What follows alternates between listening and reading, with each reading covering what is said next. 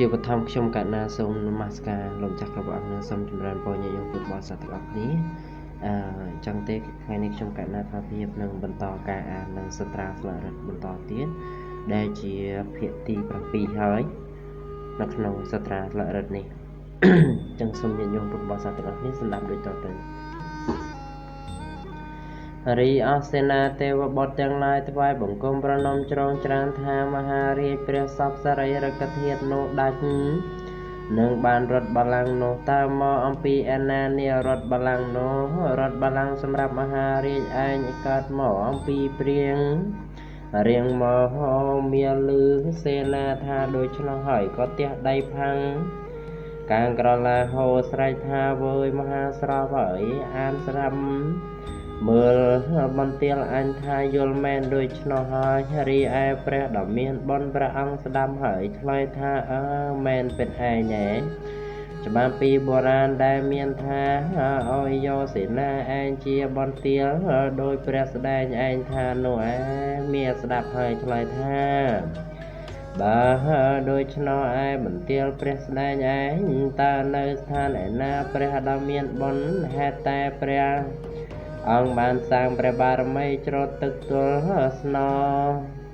ទោទេសម្រក់ទៅលើសក់នាងគង្ហីងព្រះធរណីស្ទុះផ្លោះចេញអំពីក្រោមបល្ល័ង្កមកឈប់ទឹមត្រឹម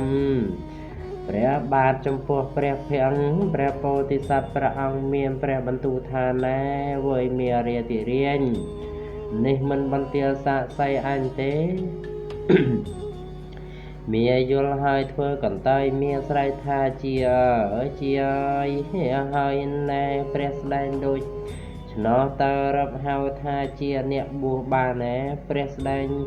យកឯស្រីមកក្តីមិនតាល់មកជាបន្ទាល់អាត្មាឆ្នោជាឯងហើយឆ្នេតើរាល់ហៅជាអ្នកបួសបានដែរនាងគង្ហីងព្រះធរណីហេតុតែជាស្រីវលៀងអគិជាយីប្រសារំពើតផ្ដៅកៅទួនខាងសៀតចង្កេះជីកលើរូបរាជសីហើយបវិលជុំព្រះសរិរកធាតុទៅបរតប្រសាដ៏មានសពនោះ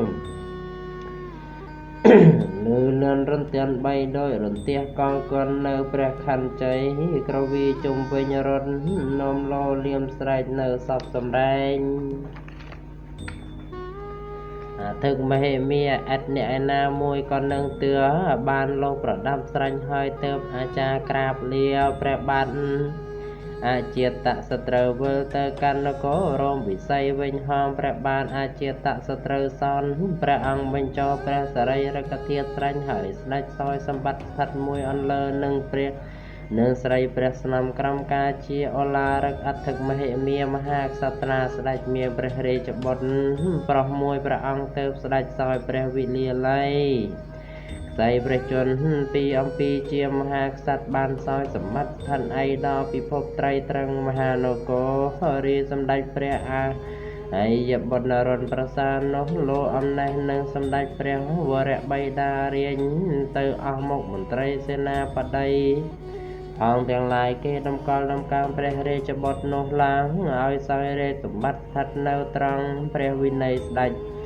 សម្ដេចព្រះសរិរកធាតុនរណហើយទើបលោកឲ្យបញ្ចុះសុភាបាទ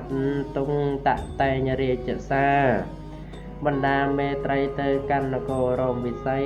សូមអាចារ្យចេះពុទ្តាហាណាវតាហានេយងព្រះបាទរោមវិស័យរាជមហាក្សត្រសោតស្ដេចត្រង់ព្រះរាជសទ្ធាថ្លៃថ្លាពុំអាចដើម្បីនឹងខិតខាំងរាំងបានឡើយហើយមហាក្សត្រតតែលេងរកអាចារ្យបាន4នាក់មហាក្សត្រស្ដេចឲ្យដំណើរមកជាមួយនឹងរាជាសាហើយនាំនៅបណ្ណាការគឺមាសប្រាក់កែវកងសពបពិតរ័ន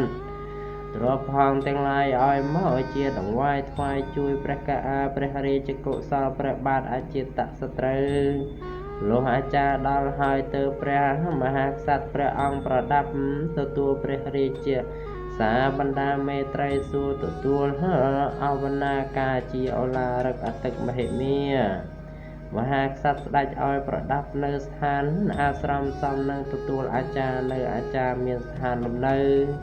ប្រដាប់បូជាព្រះសុគន្ធព្រះសុគន្ធទេវបុត្រ